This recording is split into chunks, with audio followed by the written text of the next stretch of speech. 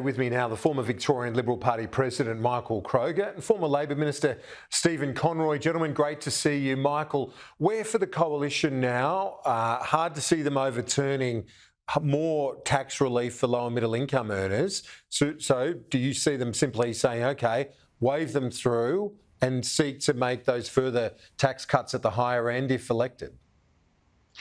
I think so, and to confirm their support for the higher end of stage 3 in an announcement. I mean, the coalition's been firm on stage 3 for years. It implemented them at the beginning, as we know.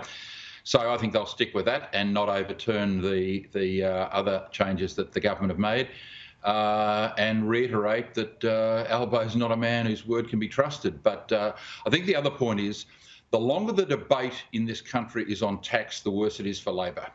This is the Liberal Party's home territory. It's the number one brand equity for the coalition, tax economic management. And Albo has foolishly broken this promise, and he'll keep the focus on tax until the next election, which is exactly what you wouldn't want to do if you were a Labor leader. If he's any doubt about that, he should ask his predecessor how that went for him in 2019.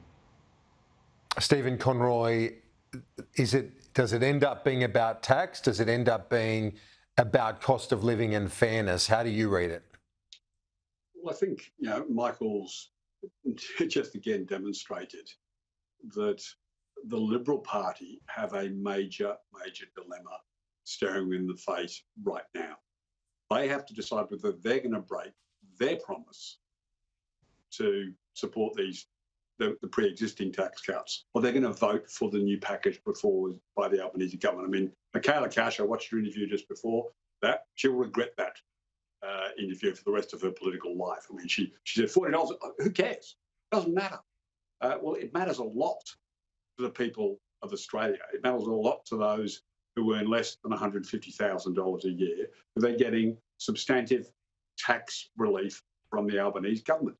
So Michael's challenge in what he just, put forward was, are the Liberals going to vote to dump the tax cuts that they've promised for 6 years? And then, more importantly, are they going to, as Michael's just urged them, promise, over 10 years, I think you said $4 to $5 billion a year, Kieran, over 10 years, that's $50 billion of tax cuts. Are the Liberals going to commit to that?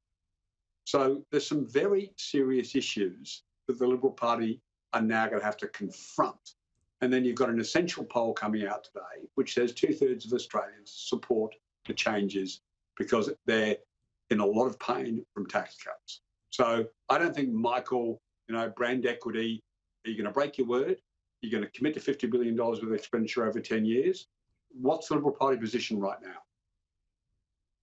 Yeah, well, it does look like they would err on the side of accepting the government's changes and promising more, because in opposition it is easier to promise more, isn't it, in opposition? But we don't have to wait long for an electoral test, do we, Michael Kroger? Dunkley, just around the corner. The poll today that Phil Coorey reported suggested that the Prime Minister's net approval has collapsed in Dunkley right now. Well, I think that's right. And as we saw on Sky last night, all you need to do is, it's not a scientific poll, KG, but have a look at the reaction to Albo at the tennis last year and on Sunday night. Clapton cheered last year, booed very loudly this year. His standing in Victoria has suffered very badly because of this layover tax. So has it suffered in Dunkley? Yes, of course. Has it suffered 6.3%?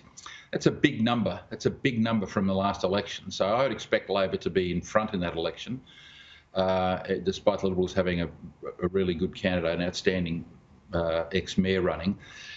But, mate, the long-term damage of telling a lie like this, you can't. You're just stuck with this. I mean, Albo foolishly committed all the way along. And then there's 275 he committed to, reduction. I mean, if you put specific numbers on these things and you legislate them, particularly in relation to tax cuts, you're stuck with this stuff. And I would not want to be in Albo's corner giving him advice at the minute, because, he's told this lie and he'll be stuck with it. He may get away with Dunkley, only because the margin's so big, though.